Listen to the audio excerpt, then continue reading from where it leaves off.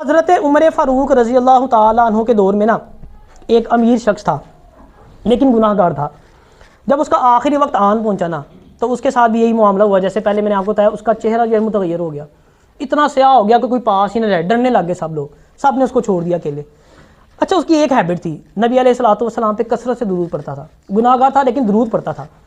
اب اس نے جو ہے وہ نبی علیہ الصلوۃ والسلام کی بارگاہ میں عرض کی کہ پیارے آقا میں آپ سے بڑی محبت کرتا ہوں, میں آپ پہ کثرت سے درود پڑھتا ہوں, میری مدد فرمائیں. فرماتے ہیں کہ آسمان سے نا ایک پرندہ اترا, اس پرندے نے نا اس کے فیس کے اوپر پار مارا اپنا, تو جو چہرہ پہلے دیکھا نہیں نہ جا رہا تھا وہ چہرہ اتنا نورانی ہو گیا, نور برسنے لگ گیا اس چہرے کے اوپر, اور اس کے جسم سے خوشبو آنے لگ گئی. اچھا کلمہ پڑھا, ڈیتھ ہو گئی. اس کے بعد لوگوں نے وہ کفن دفن کا سارا انتظام کر اس کو نہلایا, کفن پہنایا.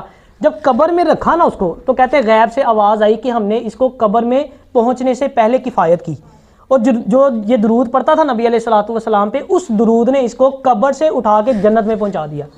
اچھا پھر ادھر بھی بات نہ ختم ہوئی, رات ہو گئی, لوگ سو گئے. کسی کے خواب میں آیا, اس نے خواب میں کیا دیکھا کہ وہی شخص زمین و آسمان کے درمیان چل رہا ہے اور پڑھ رہا ہے ان اللہ و ملائکتہ یصلون علی النبی یا ایھا الذین آمنوا صلوا علیہ وسلموا تسلیما. یہ دیکھیں درود پاک کی برکت ہے. یعنی جتنا بھی گناہ گار ہے بندہ, لیکن اینڈ پہ درود کا جب صلہ ایڈ ہوتا ہے نا بیچ میں, تو ساری چیزیں ایک سائڈ پہ ہو جاتی ہیں, درود کا وزن ایک سائڈ پہ ہو جاتا ہے, میزان کا پلڑا جو ہے نا وہ بھاری ہو جاتا ہے.